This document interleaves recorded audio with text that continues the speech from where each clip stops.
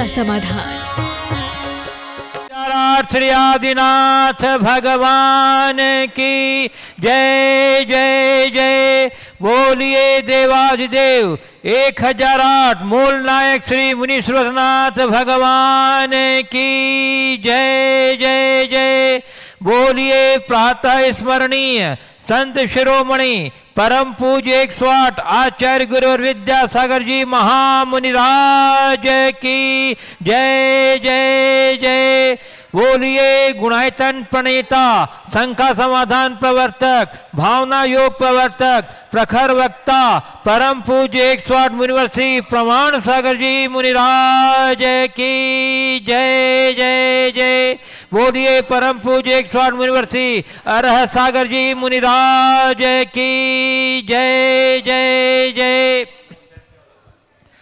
प्रिय दर्शकों, पारस चैनल, जिनवाणी चैनल एवं प्रमाणिक ऐप के माध्यम से प्रसारित होने वाले आज के शंका समाधान के कार्यक्रम से जुड़े सभी दर्शकों और श्रोताओं का मैं हार्दिक अभिनंदन करता हूं। मैं आपको लिए चलूं शंका समाधान की ओर। इसके पूर्व रोज की तरह हम लोग पूज्यदेव के मंगल में आशीर्वाद से अपने को अभिषेक करके तार्थ करेंगे। तो हाथ जोड़िए, मस्तक झुकाइए और बोलिए मेरे साथ, नमोस्तु गुरुदेव, नमोस्तु गुरुदेव, नमोस्तु गुरुदेव। बोलिए मुनिवर्षी प्रमाण सागर जी महाराज की। बंधुओं, स्थानीय उदीयमान तीर्थ देवोदय गौशाला कटनी के निर्माण मद में श्री धन्य कुमार जी, श्रीमती माधुरी जी सत्कार परिवार कटनी ने 51,000 रुपये की राशि प्रदान की है। हम आपकी उदारता का बहुत बहुत सम्मान करते हैं। चलिए अब मैं आपको लिए चलता हूँ शंका समाधान की ओर। और गुरुवर, पहला प्रश्न सागर से संकेत जैन अंशु कर रहे हैं। गुरुवर, 22 जून मध्य प्रदेश के नीमच में चाय बेचने वाली की बेटी आंचल गंगवाल 24 वर्षीय भारतीय वायुसेना में फ्लाइंग अफसर बन गई। आंचल के पिता श्री सुरेश जी गंगवाल ने 25 साल से चाय बेची और उधार लेकर भी बेटी को पढ़ाया। और जब वो ऑफिसर बन गई तब जैन समाज उसको अपना गौरव बताकर वाहवाही लूट रहा है। जब वो परेशानी में थी उस समय समाज ने मदद नहीं की, तो अब समाज का वाहवाही लूटना ये कितना उचित है? देखिए, ऐसी बात है, हर व्यक्ति की अपनी समस्याएं होती है, अपनी सीमाएं होती। उन्होंने चाय का कारोबार करके अपनी बेटी को आगे बढ़ाया। ये कार्य प्रशंसनीय ही नहीं, अनुकरणीय। जहाँ तक समाज का सवाल है, समाज के में सब तरह के लोग हैं और हो सकता उस व्यक्ति ने पहले कभी किसी से अपेक्षा भी नहीं रखी हो। चाय बेचना कोई बहुत छोटा काम नहीं है। चाय बेचने वाला जब प्रधानमंत्री बन सकता है तो फिर फ्लाइंग कमांडर बन जाए, इसमें क्या आश्चर्य। ये सब चीज़ें सहज हो सकती। आपने कहा कि पहले समाज ने मदद नहीं की, तो पहले ये देखना है कि समाज से मदद मांगी कितनी गई। और समाज की भी अपनी एक सीमा होती है। हमेशा एक बात ध्यान रखना चाहिए, लोग उगते सूरज को प्रणाम करते हैं।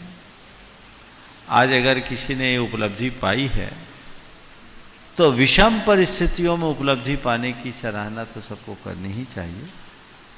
ऐसे समय में इस तरह का सवाल उठाना कि उस समय उन्हें कोई दिया नहीं, उन्हें उधार लेकर पढ़ाना पड़ा, मुझे पता नहीं उसके आगे पीछे की क्या कहानी है, लेकिन कम से कम अब लोग उसकी सराहना तो कर रहे हैं। नहीं तो लोग सराहना भी नहीं करते हैं।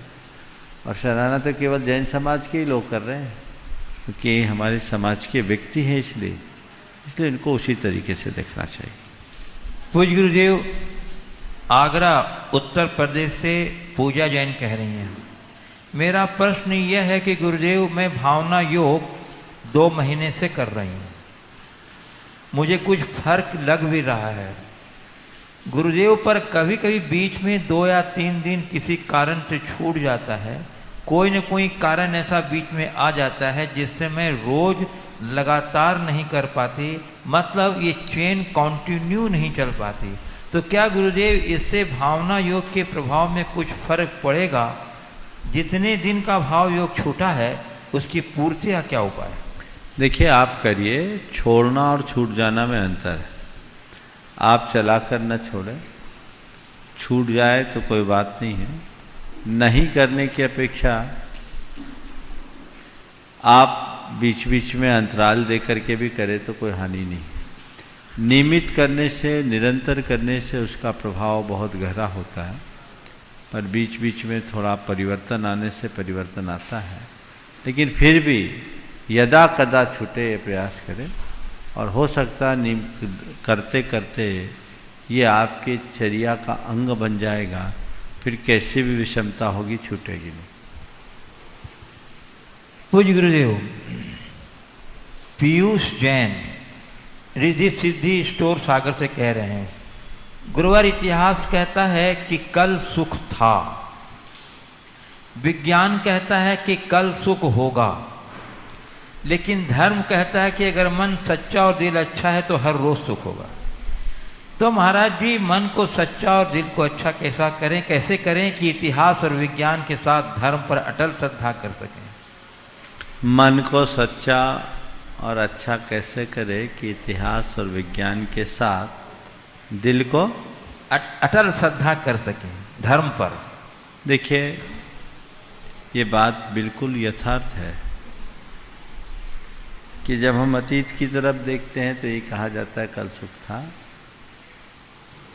और विज्ञान कहता है कि कल सुख होगा, और धर्म हमें बताता है हर पल सुख हो सकता है, यदि आज हम चाहें तो सुख है।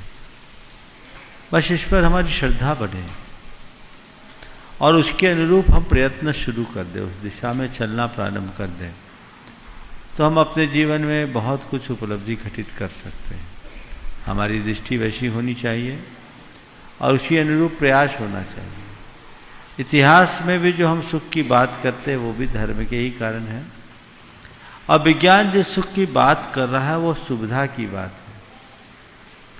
जिस कल के लिए सुख को आश्वस्त कर रहा है वो कल भी हमें तभी सुख दे पाएगा जब हम अपने आज को सुधार पाएंगे, हम अपने वर्तमान के अनुरूप चल पाएंगे। तो हमें वैसी दृष्टि और वैसी भावना बनाकर चलने की आवश्यकता और अपेक्षा है, तभी हम इसका सच्चा लाभ ले पाएंगे। पूज्य गुरुदेव, जबलपुर मध्य प्रदेश से श्री अमिताभ भारतीय, advocate, Madhya Pradesh high court, कह रहे हैं गुरुदेव कि जब भी मौका मिलता है तो सत साहित्य, आपके साहित्य को पढ़ने से नहीं चूकता। आपके किसी जैन धर्म और दर्शन से बहुत कुछ जानने को मिला है, बहुत बेसिक बुक है।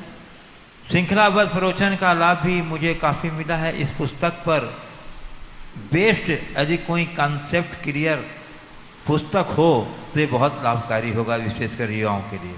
मेरा प्रश्न ये है गुरुदेव कि कोविड-19 के समय समाज के युवाओं के मन में धर्म के प्रति निराशा व्याप्त हुई। किसी भी संप्रदाय के अनुयायी यह दावा करने में असफल रहे हैं कि कोरोना से ठीक करने में भक्ति पथ सफल होगा। स्वयं धर्म कोरोना से ठीक करने में भक्ति पथ सफल होगा। स्वयं धर्माचार्यों ने मंदिर जाने और दर्शन से निषेध किया। स्वयं मंदिर के पुजारी और मौलवी कोरोना ग्रस्त हो गए।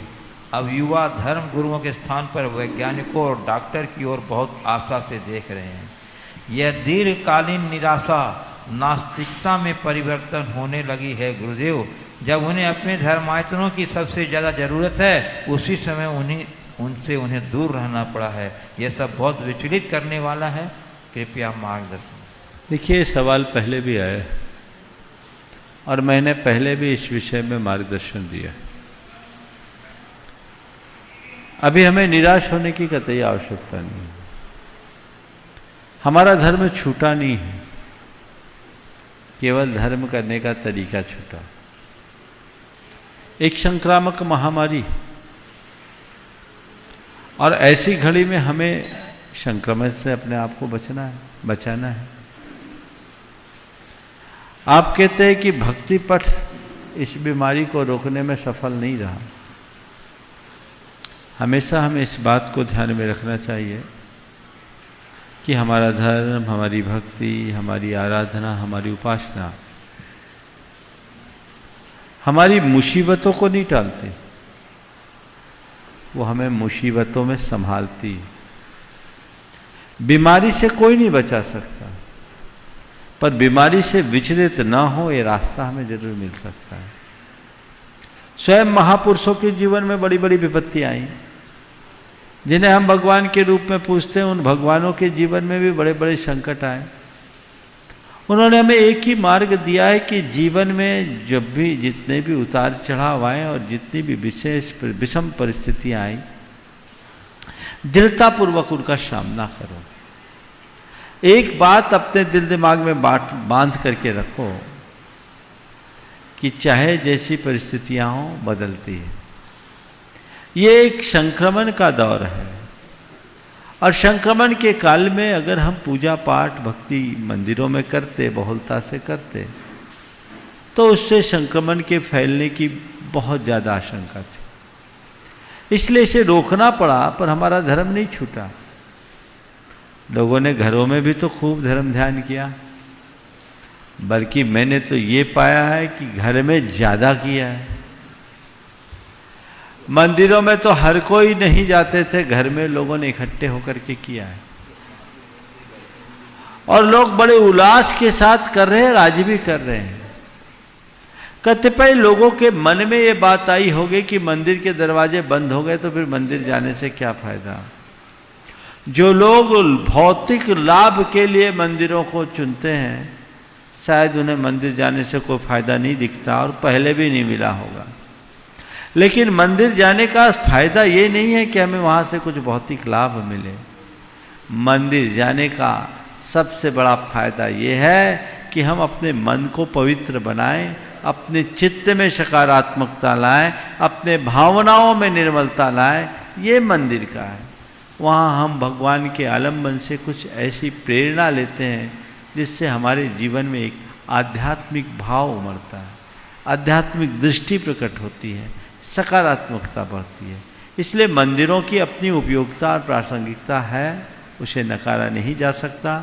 ये बीमारी दूर होगी, महामारी दूर होगी, फिर से लोग मंदिरों की ओर जाएंगे, क्योंकि मन की शांति का अगर कोई स्थान है तो भगवान का दरबार ही है।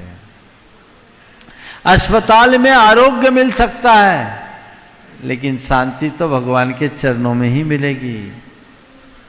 वो धर्म धारण करने से ही मिलेगा। ये बात लोगों को समझने की जरूरत है। तो अभी हम धर्म से दूर नहीं हुए, धर्म करने के तरीके को थोड़ा भर बदला है। पूज्य गुरुदेव, गोटे गांव मध्य प्रदेश से श्री सौरभ जैन कह रहे हैं, गुरुवर, मैं रोज अपने व्यवसाय से निवृत्त होकर रात को घर आकर आपका शंका समाधान को सुनता हूँ, तो मन को बहुत आत्मीय शांति मिलती है और मार्गदर्शन भी मिलता है। गुरुवर, मेरा सवाल ये है कि मैं रोज रात में सोच के सोता हूँ कि कल से पूजन और अभिषेक करूँगा, और सुबह नींद भी खुल जाती है, लेकिन प्रमादवश फिर सो जाता हूँ।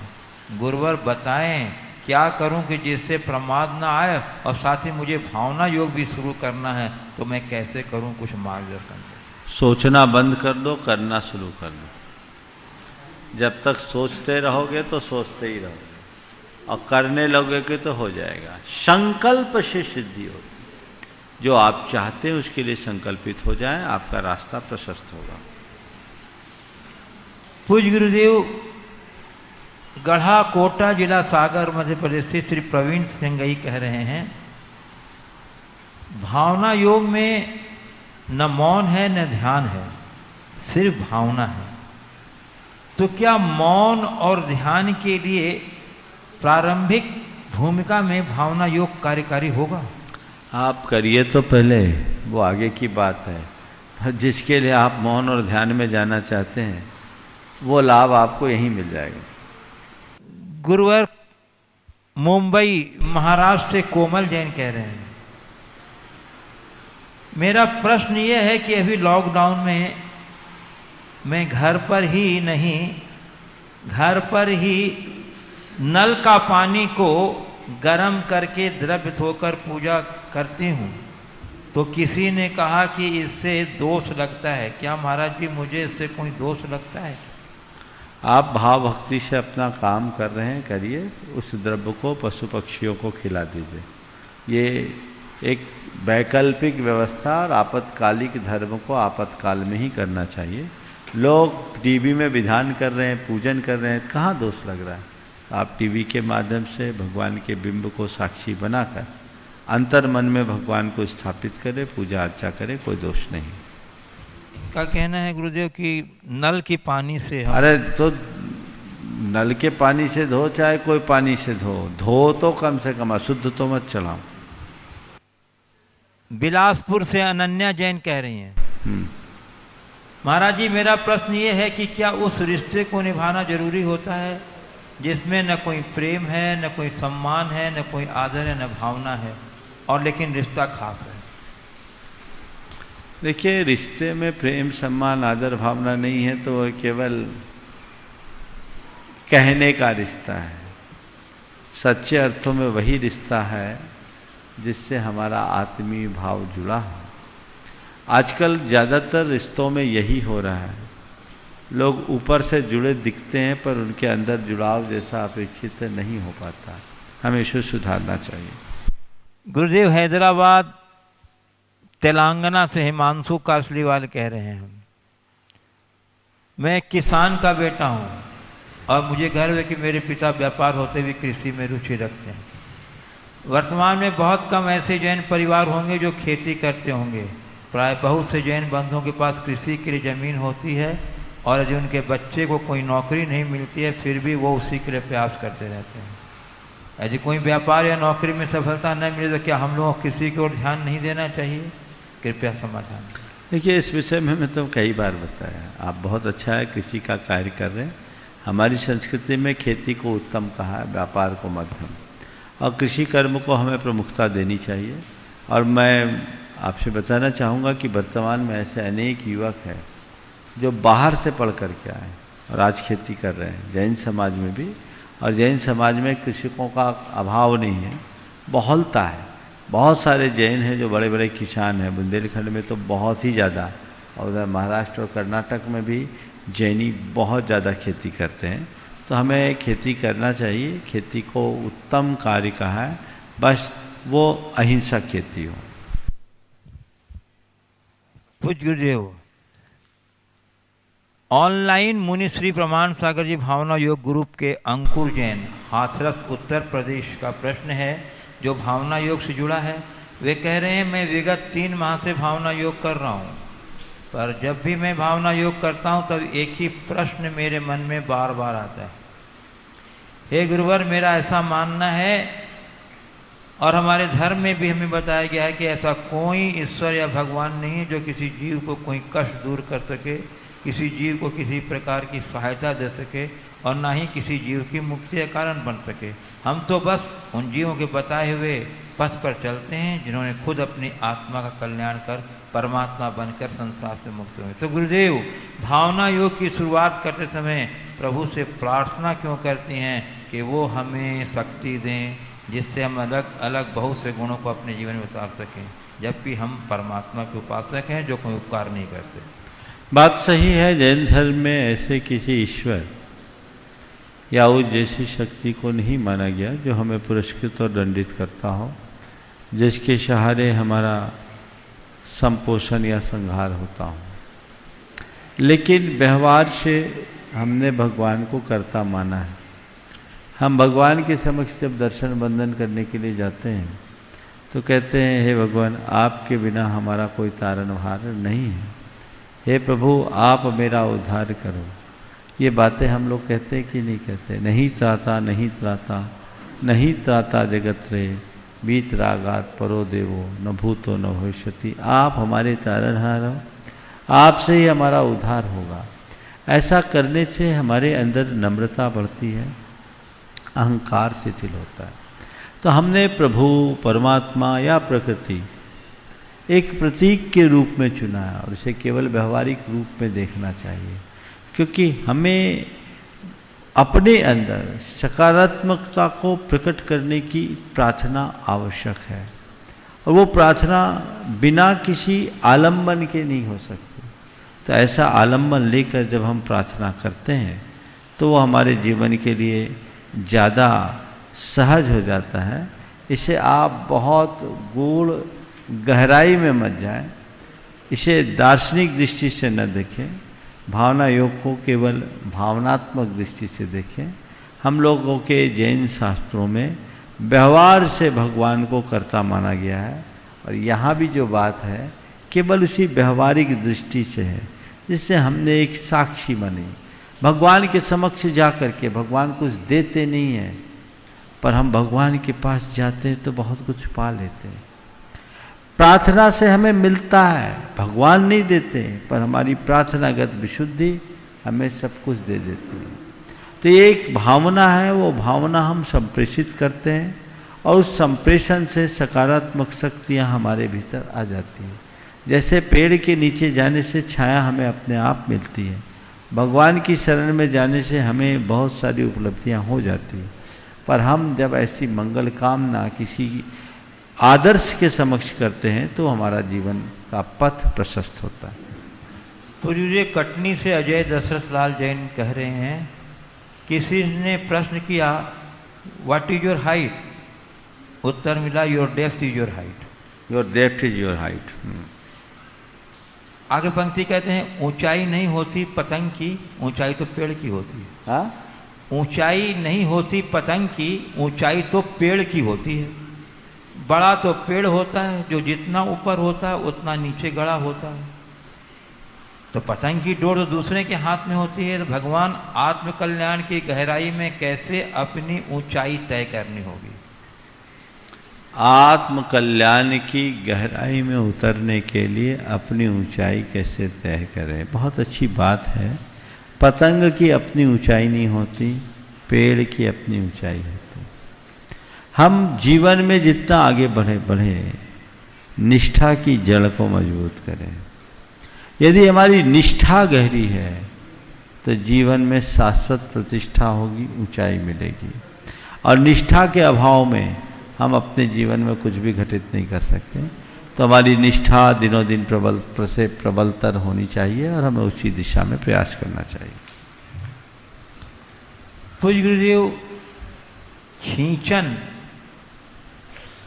से कह रहे हैं, खींचन तहसील फलौदी जिला जोधपुर राजस्थान से भोजराज जिंगर सेवानिवृत्त लेखाधिकारी।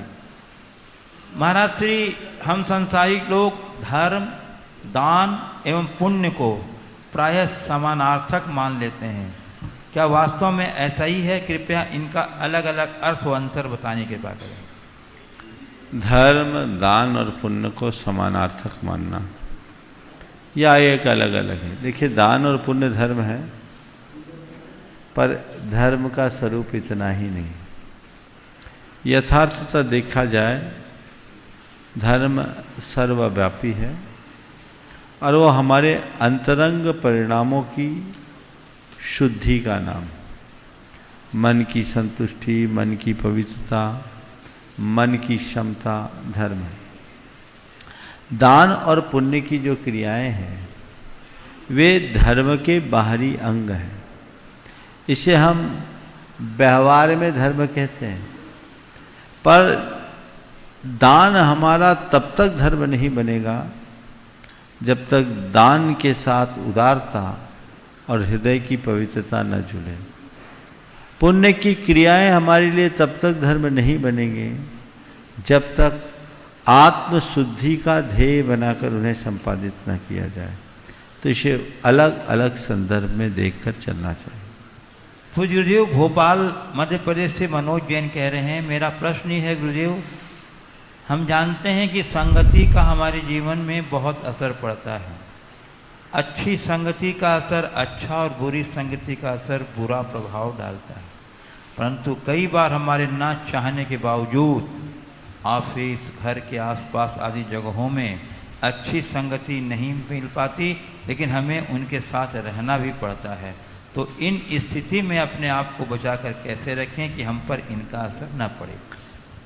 कोयल और कौवे के संदर्भ में आपने सुना है, कोयल अपना घोंसला नहीं बनाती, वो कौवे के घोंसले में अंडे देते और उसके लिए ऐसा घोंसला चुना जाता है जिसमें पहले से अंडे पड़े हो। नर और मादा मिलकर नर वहाँ रहने वाले कौवे से उलझता है और मादा जाती है, वो कौवे के घोंसले में अपना अंडा देके उड़ जाती है। कौवा उस अंडे को अपना अंडा मान करके सेता रहता है, अंडे विकसित होते हैं, उससे बच्चे निकलते हैं और थोड़े दिन बाद वो फुर से उड़ जाते हैं। नीतिकारों ने कहा है कि कोयल कौवे के घर में जन्म लेने के बाद भी अपनी मधुरता नहीं छोड़ती। एक सत्पुरुष की यही पहचान है। हम कैसे भी लोगों के बीच रहें, हमारे साथ चाहे जैसा संसर्ग क्यों ना हो, हम अपने स्वभाव को न बिगड़ने दें। यदि आपको ऐसे लोगों के बीच में रहना पड़ता है जिनका आचार विचार अच्छा नहीं है, तो आपको चाहिए आप अपने आप को मजबूत बनाकर चलें, अपना संकल्प सुदृढ़ रखें, ताकि उनका कोई प्रभाव आपके ऊपर न पड़े, अपितु आपसे वो प्रभावित हो जाए। आप अगर मजबूत होंगे तो ऐसा कर सकेंगे, और यदि आप कमजोर होंगे तो सामने वाले का उल्टा असर हम पर पड़ जाएगा। तो स्वयं को मजबूती देकर के काम करने की आवश्यकता है। पूज्य गुरुदेव, हजारीबाग झारखंड से खुशबू बढ़ जाते हैं, कह रही महाराज जी, मेरा प्रश्न है कि जैनिज्म के अनुसार संचित कर्म, उदयागत कर्म, आगामी कर्म एवं प्रारब्ध कर्म, इनका क्या स्वरूप है? इनमें से हमें किसके प्रति सजग रहना चाहिए ताकि भव भ्रमण की अनंतता से बच सकें? संचित कर्म, उदयागत कर्म, आगामी कर्म और प्रारब्ध कर्म। जैनिज्म में इनका क्या संबंध? देखिए, हमारे यहाँ इन तीन शब्दों का तो प्रयोग है, संचित, उदयागत और आगामी। प्रारब्ध शब्द का प्रयोग जैन धर्म में नहीं, पर चूंकि आपने प्रश्न किया है तो मैं इसकी भी चर्चा कर लेता हूँ। हमारा जो भवितव्य है उसको प्रारब्ध से जोड़ा जाता है। हमारे प्रारब्ध में क्या लिखा है, और प्रारब्ध हमारे संचित कर्मों से बनता है। जैन धर्म में इसे उदीयमान, भविष्य में आने वाले कर्म के रूप में लिया जाता है। संचित कर्म, उदयागत कर्म और आगामी कर्म, इन तीनों पर हम थोड़ी सी चर्चा करें। संचित कर्म वो है जिसे हमने अतीत में जोड़ा है। उदयागत कर्म वो है जिसे हम वर्तमान में भोग रहे हैं। आगामी कर्म वो है जो भविष्य में संचित कर्म से निकल करके आएगा। अब आप पूछ रहे हो इनमें आपस में संबंध क्या है, किसके प्रति सजग रहना चाहिए? हाँ, ताकि भव भ्रमण के अनंत। देखिए, संचित कर्म तो पड़ा हुआ है, वो निष्क्रिय है। आगामी कर्म अभी हमें पता नहीं। उदयागत कर्म के समय यदि हम थोड़े सजग और सावधान रहें तो अपने संचित कर्मों में भी परिवर्तन ला सकते हैं और आगामी कर्म की दशा भी बदल सकते हैं। जैसे किसी को कोई पापोदय आया, संचित कर्म था, उद्यागत हो गया, कष्ट आए, संकट आए, दुख का निमित्त आया, ये कर्म का खेल है। लेकिन उस घड़ी आपने अपनी अंतरात्मा को जगा लिया और विचलित नहीं हुए। कर्म का फल भोगते समय भी आपने ज्ञान का प्रयोग किया, स्थिरता रखी, तो नया कर्म नहीं बंधेगा और पुराना कर्म समूल झड़ जाएगा। तो मैं अक्सर बोलता हूं, कर्म को भोगिए मत, कर्म को काटिए। कर्म को भोगने में और कर्म को काटने में अंतर यही है। जो आकुल व्याकुल होकर के उद्यागत कर्म का भोग करते हैं, वे कर्म भोग कर दुखी होते हैं और नए कर्म का बंध कर लेते हैं। जैसे परिणाम होंगे वैसा कर्म बंधेगा। लेकिन जो ज्ञान संपन्न होते हैं, वे विषमतम कर्म के उदय में भी अपने अंदर स्थिरता रखते हैं कि कर्म का उदय है, चलो ठीक है, अब इसको सहन करो। उस समय मन में समता रख ले तो उस समता से वो कर्म कट के झड़ जाता है, निकल जाता है, वो हम पर उतना प्रभाव नहीं छोड़ता। दूसरी बात, ऐसा कर्म जो कट के झड़ता है, सो परिणामों में स्थिरता रहने से हमारे संचित कर्मों में भी हलचल मचने लगती है। जैन कर्म सिद्धांत कहता है कि हम कर्मों को असमय में भोग कर गला सकते हैं, हम कर्मों की शक्ति को परिवर्तित कर सकते हैं, उसके स्वरूप को बदल सकते हैं, उसकी शक्ति को घटा सकते हैं, बढ़ा सकते हैं। शास्त्र की भाषा में इसे उत्कर्षण, अपकर्षण, संक्रमण और उदीना के नाम से जाना जाता है। तो हम वर्तमान का पुरुषार्थ करें तो अतीत की जड़ भी उखाड़ सकते हैं और भविष्य की व्यवस्था भी सुधार सकते हैं। तो हमारा जो भी पुरुषार्थ है वो उद्यागत कर्म से अप्रभावित रहने में। यदि हम थोड़ा प्रभावित रहने की कला विकसित कर ले तो ये सर्व पुरुषार्थ हमारे साथ घट जाएगा। पूज्य गुरुदेव, सागर मध्य प्रदेश से वर्णी कॉलोनी के उपकार परिवार से दिव्यांश जैन पूछ रहे हैं, महाराज श्री, धर्म करने के लिए घर छोड़कर क्यों जाना जरूरी है? घर पर रहकर धर्म नहीं कर सकते क्या? उसको बोलो अपने दादा से बात कर। देखो, घर धर्म करने के लिए घर छोड़ना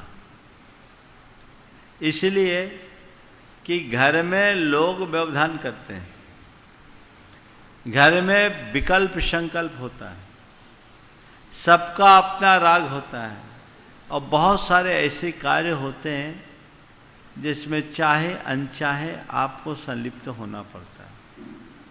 अगर उन सब संकल्प विकल्पों से मुक्त होना है, अपना दायित्व तो पूरा करो और घर छोड़ करके अपना रास्ता पकड़ो। वहाँ सारे विकल्प खत्म, मन शांत और प्रसन्न हो जाता है। तो जहाँ निमित्त अनुकूल नहीं होते वहाँ धर्म करना कठिन होता है और जहाँ अनुकूल निमित्त होते हैं वहाँ धर्म करना सरल होता है। पूज्य गुरुदेव, जयपुर राजस्थान से सुश्री साक्षी सोनी कह रही हैं, गुरुदेव मैं यह जानना चाहती हूँ कि क्या हम भावना योग के साथ में ही लोक भावना का भी ध्यान लगा सकते हैं? यदि ऐसा कर सकते हैं तो फिर भावना योग से पहले लोक भावना का ध्यान लगाना चाहिए या भावना योग के बाद में? ये भावना योग को भावना योग रखिए, इसके आगे पीछे जो करना आप स्वतंत्र, इसमें और कुछ मत जोड़िए, नहीं तो कुछ का कुछ हो जाएगा। गुरुदेव, रीवा से राजेश कुमार जैन कह रहे हैं, गुरुदेव आपके प्रवचन से प्रभावित होकर मैंने और मेरा पूरा परिवार ने 4 महीने के रात्रि भोजन का त्याग कर दिया है, कृपया आशीर्वाद दें कि मैं इसका निष्ठार पालन कर सकूं। मैं आशीर्वाद दे रहा हूँ, बहुत सारे लोगों ने किया है। मैं सभी से कहूँगा जिनने भी ये भाव जगाया है सब इसे प्रमाणिक ऐप में सबमिट करे, प्रमाणिक ऐप में भेजे, ताकि उनका उल्लेख यहाँ से किया जा सके। मुझे लगता है हजारों परिवार ऐसे होंगे। कटनी शहर में तो बहुलता से ऐसा हो रहा है। ये प्रयास करना चाहिए और एक बहुत अच्छी शुरुआत के रूप में इसे देखना चाहिए। पूज्य गुरुदेव, मुंबई महाराष्ट्र से वनिता शाह, मिथ्या मोह अपरिमित है, चारित्र मोह परिमित है। गुरुदेव तो इसका क्या अर्थ है? मिथ्या मोह अपरिमित है, चारित्र मोह परिमित है। ये जिनका भी वाक्य है वो इस संदर्भ में कहा होगा कि जब तक हमारे साथ मिथ्यात्व है हम अनंत काल तक संसार में रहेंगे। संसार मूल मिच्छत्तम कहा गया, वो अनंत है जब तक वो टूटेगा नहीं। वो छूट गया, उसके बाद चारित्र मोह हुआ, तो सम्यक दर्शन प्राप्त कर लेने के बाद वो संसार को सीमित कर सकता है। इसलिए व्याख्याकार का ये मनोभाव होगा कि मिथ्या मोह जो दर्शन मोह है वो अनंत काल तक जोड़ता है, पहले उसे तोड़ो, फिर चारित्र मोह को धीरे धीरे नियंत्रित करो, क्योंकि इसकी अपेक्षा ये सीमित है, वो अनंत।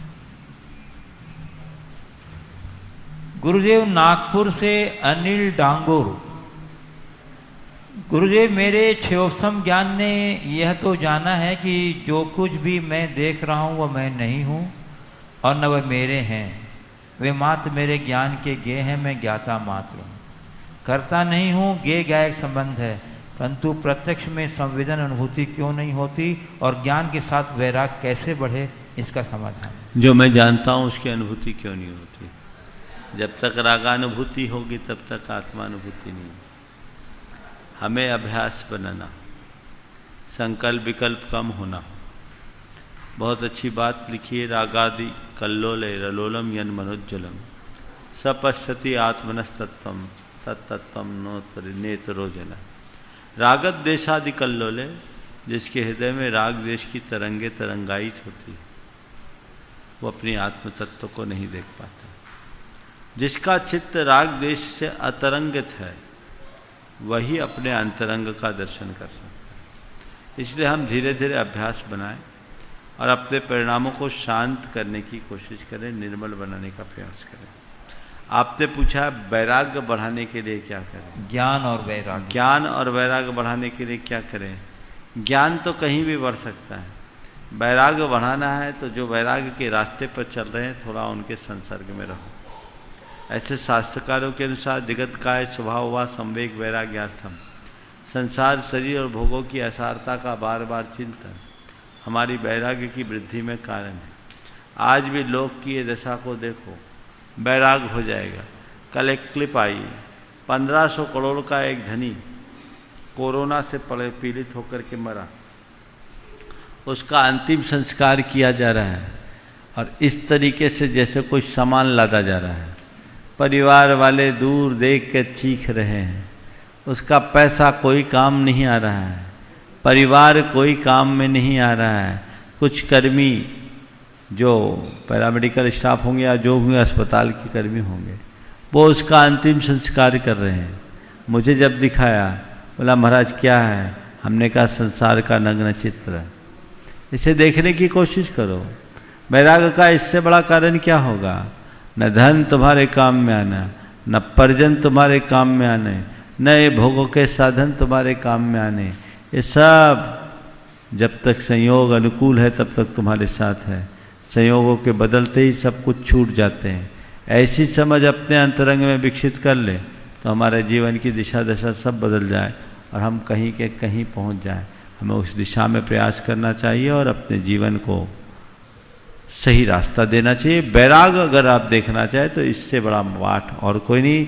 लेकिन क्या करें, लोग थोड़ी देर के लिए वैराग लाते हैं, शमशानी वैराग होता, बाकी भूल जाते हैं, उन्हें ही शरण समझते हैं। काश ऐसे लोग सोचते हैं कि आज धन कितना निरर्थक हो गया है, सबसे संपन्न होने के बाद भी व्यक्ति कितना लाचार है, ये समझे और आत्मदृष्टि जगाए तो जीवन चमत्कृत हो जाए। पूज्य गुरुदेव, दिल्ली से गुणायतन ट्रस्टी श्रीमती कीर्ति मुकेश जैन मेट्रो कह रहे हैं, गुरुदेव यदि कोई व्यक्ति बहुत अच्छा पढ़ता है और बहुत अच्छा लिखता भी है, पर वह व्यक्ति अच्छा करता नहीं है। गुरुदेव, तो क्या उसका अच्छा पढ़ना और लिखना उसके अच्छे बनने में कभी निमित्त बन सकेगा? कृपया मार्गदर्शन। देखिए, अच्छा करता है, अच्छा पढ़ता है, अच्छा लिखता है, अच्छा करता नहीं तो निश्चित रूप से जब तक अच्छा नहीं करेगा तब तक अच्छा बनेगा नहीं। सवाल है कि उसका अच्छा लिखना, अच्छा पढ़ना उसके कितना अच्छा काम में आए। देखिए, लिखा और पढ़ा हुआ कभी निरर्थक नहीं जाता। आज अगर वो पढ़ लिख रहा है, भले अपनी दुर्बलता के कारण वो अच्छा कर नहीं पा रहा है, पर आज नहीं कल निमित्त आएगा और अचानक आए निमित्त से उसके जीवन में परिवर्तन हो सकता है, एक बदलाव घटित हो सकता है। कब संस्कार जग जाए तो हम ये देखें कि कम से कम अच्छा पढ़ तो रहा है, अच्छा लिख तो रहा है, भावना भाए कल अच्छा करना शुरू करे और अच्छा करके वो अच्छा बनना भी शुरू कर सकता है। हालांकि कुछ लोग हैं जिनका लिखना और पढ़ना शौक़ होता है, करना अलग होता है। मैं कोलकाता में था, ऑस्ट्रेलिया से एक पर्यटकों का दल था, उसमें 2 व्यक्ति ऐसे थे जिनकी जैन धर्म में बड़ी गहरी रुचि थी और वो जैनिज्म पर काफ़ी अच्छा लिख भी रहे थे, बड़े प्रभावित थे। उनने जब जैनिज्म की बात की, प्रभावित हुए, अहिंसा की बात की, बड़े प्रभावित दिख रहे थे। तो हमारे साथ बाबा जी थे। बाबा जी ने पूछा, आप तो पूरी तरह वेज होंगे? बोले नहीं, मैं नॉन वेज लेता हूँ, नॉन वेज लेता हूँ। तो पूछा कि आप अभी अहिंसा की इतनी बात कर रहे हैं, जैनिज्म की बात कर रहे हैं और नॉन वेज ले रहे हैं? बोले नहीं, वो तो मेरा शौक़ है, ये मेरी लाइफ स्टाइल है। तो ऐसा पढ़ना लिखना कोई काम का नहीं होता, लेकिन फिर भी मैं मानता हूँ अगर कोई अच्छा पढ़ता है, अच्छा लिखता है तो आज नहीं कल उसके संस्कार उभरेंगे और वो अच्छा कर भी सकता है, जीवन बदल भी सकता है। पूज्य गुरुदेव, अजमेर राजस्थान से श्री सेवायतन के उपाध्यक्ष प्रकाश जी पाटनी नमोस्तु पूर्वक कह रहे हैं, गुरुदेव प्रशंसा में झूठ छिपा होता है। कहते हैं भी क्यों झूठी प्रशंसा कर रहे हो, और झूठी प्रशंसा को सुनकर मन प्रसन्न भी होता है। गुरुदेव, इसी प्रकार निंदा में भी सच छिपा होता है और उस सच को जानने के बजाय हम निंदा में ही लीन हो जाते हैं। और विशेषतः जब निंदा करने वाला व्यक्ति प्रभावशाली हो, उसकी बातों के अनुसार ही हम अपनी धारणा बना लेते हैं। यह कहाँ तक उचित है? कृपया मार्गदर्शन। प्रशंसा में झूठ और निंदा में सच। प्रश्नकार ने इसके एक पक्ष को बहुत अच्छे से रेखांकित किया कि अगर कोई किसी की प्रशंसा करता है तो हमें वो झूठी दिखती है, और कोई किसी की निंदा करता है तो हमें वो सच्ची दिखती है। एक एंगल तो ये है। इसका दूसरा एंगल ये भी है कि कोई किसी की बढ़ चढ़ करके प्रशंसा कर रहा है जो सत्यता से परे है, और कई ऐसे लोग निंदा कर रहे हैं, ऐसी निंदा कर रहे हैं जिसमें कोई सच्चाई नहीं। ये दोनों बातों को हमें थोड़ा व्यापकता से समझना चाहिए। यदि किसी दूसरे की प्रशंसा हो रही है तो हमें उसे पचाने की आदत डालनी चाहिए, उसे सच समझने की कोशिश करनी चाहिए, उसे झूठ नहीं, उसे सच के रूप में देखना चाहिए।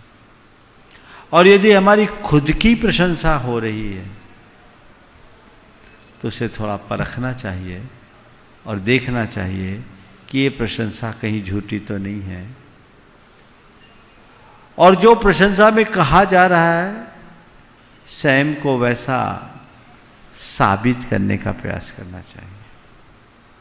जहां तक निंदा की बात है, किसी दूसरे की निंदा हो तो उसे एकदम झूठ मानना चाहिए, लेकिन खुद की निंदा हो तो उसकी सच को छोड़ना चाहिए। दूसरे की निंदा है, उसे झूठा मान करके समझ लो, कोई भी कितना भी बड़ा व्यक्ति है, निंदा को कभी सही मत मानना, क्योंकि निंदा प्रायः द्वेष मूलक भावना से की जाती है, और जो द्वेष मूलक दुर्भावना से की जाए वो सच कभी नहीं हो सकती। तो कोई किसी की निंदा करे उस पर भरोसा ही मत करो, उसे झूठ मानो। पर तुम्हारी निंदा यदि कोई करता है तो उसके भीतर छिपे सच को तलाशो, देखने की कोशिश करो कि निंदा है, इसमें कुछ सच्चाई है या नहीं। यदि सच्चाई है तो उसको स्वीकारो और सुधारो। भाई सामने वाले ने मेरी निंदा की, मुझ में एक कमी है, मुझे इसका सुधार करना चाहिए, तभी मेरा उद्धार होगा। सच्चाई को परख करके अगर हम करते हैं तो बदलाव आएगा। और यदि झूठ है तो हमें परेशान होने की कोई ज़रूरत नहीं है। अब जिनको जो है वो करे। बस मैं इतना कहता हूँ, निंदा को हमारे यहाँ नीच कर्म कहा है, औरों का हम गुण देखें, अवगुण नहीं। मुझे उनका एक प्रश्न है कि यदि व्यक्ति प्रभावशाली हो और वो निंदा कर रहा हो तो उसके अनुसार ही हम अपनी धारणा बनाते हैं, तो ये कहाँ तक उचित है? देखिए, प्रभावशाली व्यक्ति अगर किसी की निंदा करता है तो मैं समझता हूँ निंदा करते ही उसका प्रभाव खत्म हो जाता है। ये सामने वाले के अंदर की द्वेष की भावना है। होता है कई लोग हैं जो द्वेष मूलक दुर्भावना से निंदा करते हैं और उनके प्रभाव में आकर बहुत सारे लोग प्रभावित हो जाते हैं, पर ऐसा व्यक्ति खुद के लिए बड़ा अपराध कर रहा है। अगर प्रभावशाली व्यक्ति करते हैं, हमारे शास्त्रों में ऐसा लिखा है, कोई पाप सामान्य व्यक्ति करे तो उससे होने वाला पाप हल्का होता है, पर वही पाप कोई प्रभावशाली व्यक्ति करे तो और ज़्यादा प्रगाढ़ हो जाता है। तो साधारण व्यक्ति के मुख से कोई निंदा होना तो फिर भी नज़रअंदाज करने योग्य है, पर ऐसे व्यक्ति जिन्हें दुनिया के लोग बड़े प्रभावशाली व्यक्ति के रूप में देखते हैं या पूछते हैं, वो निंदा करे तो निंदा तो निंदनीय कर्म है। ये बहुत बुरी बात है। पूज्य गुरुदेव, कटनी मध्य प्रदेश से डॉक्टर विनय जैन कह रहे हैं, गुरुदेव मेरी जिज्ञासा है कि लाइफ फोर्स यानी प्राण तत्व और सोल में क्या कनेक्शन है? प्राण तत्व क्या है, ये कहाँ से आता है? जब प्राण तत्व आत्मा और शरीर में प्रविष्ट करते हैं तब शरीर जीवित हो जाता है, ये कौन तय करता है? या प्राण तत्व का शरीर से जाने का समय आ गया है? जब प्राण तत्व आत्मा एक साथ शरीर से निकल जाते हैं तब शरीर मृत्यु को प्राप्त हो जाता है। गुरुदेव मेरी इस अवधारणा से आप कहाँ तक हैं? लाइफ फोर्स और सोल में आपने रिलेशन पूछा। हमारा ये प्राण तत्व हमारे जीवन में कहाँ से आता है? प्राण तत्व और आत्मा का क्या संबंध है?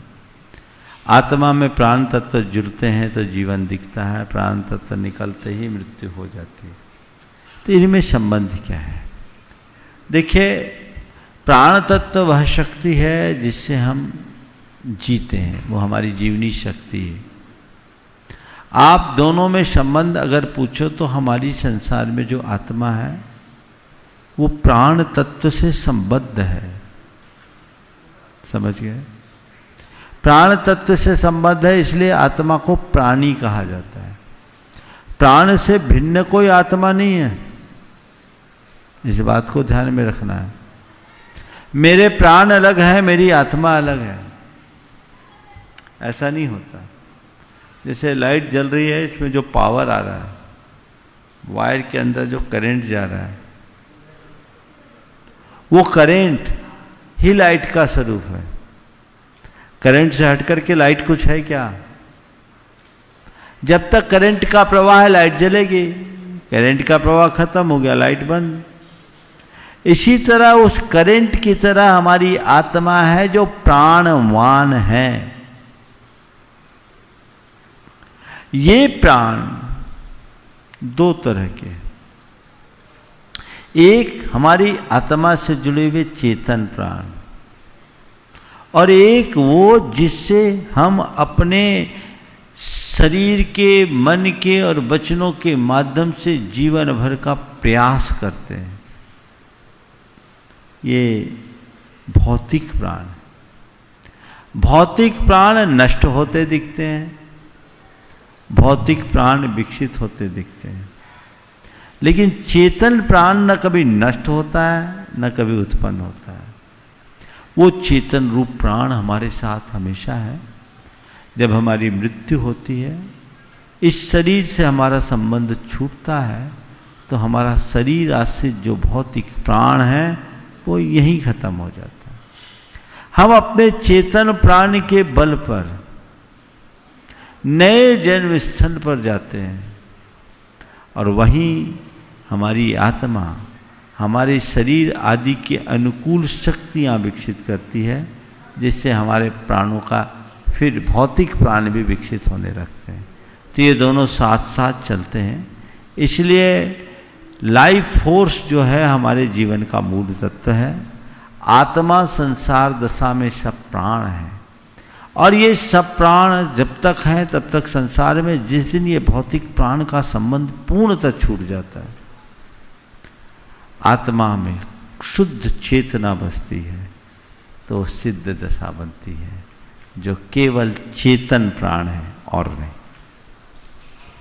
पूज्य गुरुदेव, जयपुर से श्री अमित जैन कह रहे हैं, अर्थ यानी इकोनॉमी एवं धन यानी मनी के मध्य क्या भेद है तथा इनका आपस में क्या संबंध है?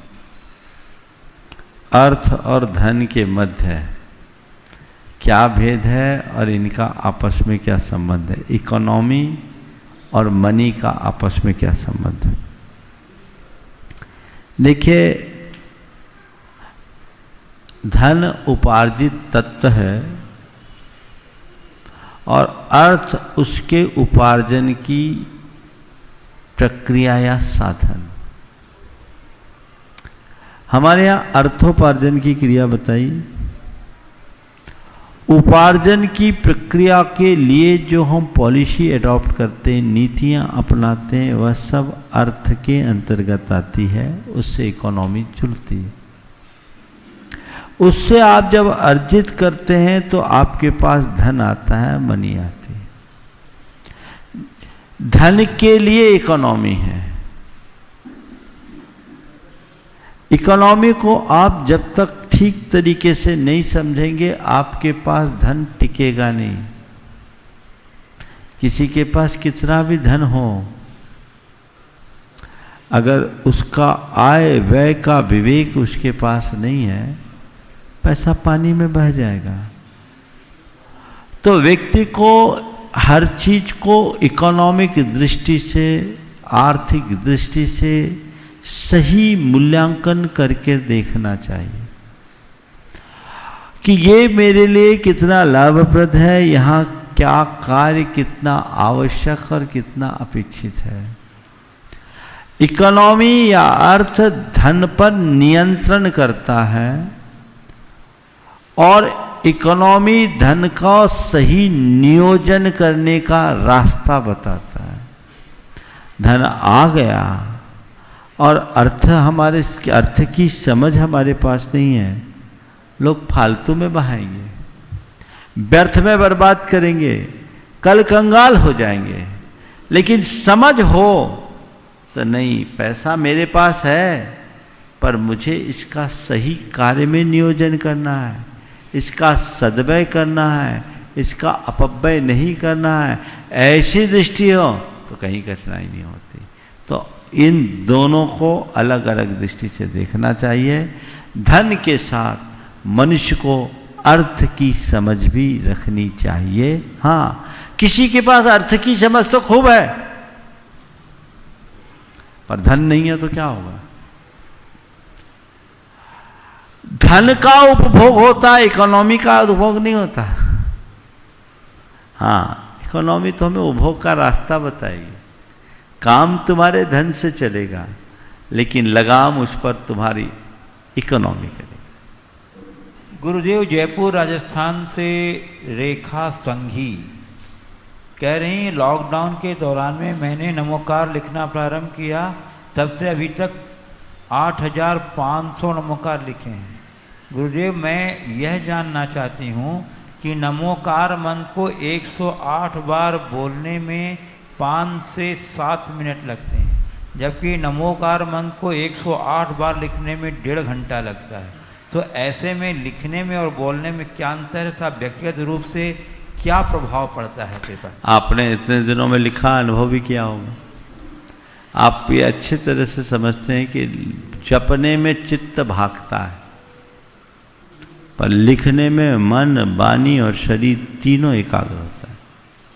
त्रियोग की शुद्धि होती है। आप मौन पूर्वक लिखिए, मन से मन लगा कर लिख रहे हैं, आपका शरीर उस लिखने में लगा हुआ और बोलते बोलते लिख रहे हैं, तो मन, वाणी और शरीर त्रियोग की शुद्धि हो गई। इसमें एकाग्रता ज़्यादा होगी। मेरा अनुभव ये बताता है कि जाप से लोगों को वो परिणाम नहीं मिला जो मंत्र के लेखन से लोग प्राप्त कर रहे हैं। तो इस तरह से लिखने का अभ्यास बनाना चाहिए और बहुतों के जीवन में बड़ा परिवर्तन आया है। लगभग 3 महीने हो गए लॉकडाउन शुरू हुए। आप अपना अनुभव खुद देखिए और उसे लोगों तक पहुंचाइए। गुरुदेव करकंब पंढरपुर महाराष्ट्र से श्री सागर विलास पूर्वत कह रहे हैं, गुरुदेव लाभ और हानि पुण्य और पाप से होते हैं, लेकिन धन का लाभ तो बुरे काम से भी होता है। हाँ, धन का लाभ तो बुरे काम से भी होता है, तो ऐसे लाभ कौन से पुण्य का फल होता है? कृपया। देखिए, लाभ और हानि को पुण्य और पाप के रूप में देखना एक सामान्य अवधारणा है, लेकिन ऐसा मत समझना कि हर लाभ पुण्य से होता है और हर हानि में पाप है। बहुत सारा लाभ पाप से भी होता है। बहुत लोग पाप करके लाभ कमाते हैं। खासकर धन का लाभ तो पाप से ही होता है, पुण्य से नहीं होता। महाराज क्या बोल रहे हैं? हाँ, दुकान में बैठ करके पुण्य करते हो कि लाभ होता है। व्यापार करने में सटकाए जीवों की हिंसा होती कि नहीं होती? वो पुण्य की पाप? तो पाप करके ही ने धन लिया। हाँ ठीक है, वो नैतिक है, अनैतिक नहीं है, मान लिया, लेकिन है तो पाप। अब कुछ लोग हैं जो घोर पाप करके पैसा कमाते हैं। अनाचार किया, व्यभिचार किया, तस्करी की, अपराध किया, पैसा कमा लिया, तो पाप से पैसा कमाए, तो लाभ को हम पुण्य का प्रतीक नहीं मानेंगे। और किसी को हानि हो गई तो इसे सर्वथा पाप नहीं समझना चाहिए। हानि हुई, गया, तो मान लीजिए कई बार ऐसी चीज़ें चली जाती है जो आपके लिए कठिनाई से मिली और उसके निकल जाने से आपके मन को थोड़ी शांति मिली, तो वो हानि भी आपके लिए लाभ का कारण बनी, पुण्य का कारण बनी कि नहीं बनी? बहुत सारी स्थितियाँ बनती हैं। समय आप सबका हो रहा है, बहुत अच्छा विषय है लाभ और हानि पर, कभी मैं विस्तार से चर्चा करूँगा। आज तो समय हो गया, यहीं पर विराम। बोलिए परम पूज्याचार्य गुरुवर श्री विद्यासागर जी महाराज। बोलिए मुनिवर श्री प्रमाण सागर जी महाराज की, मुनिवर श्री अरह सागर जी महाराज की।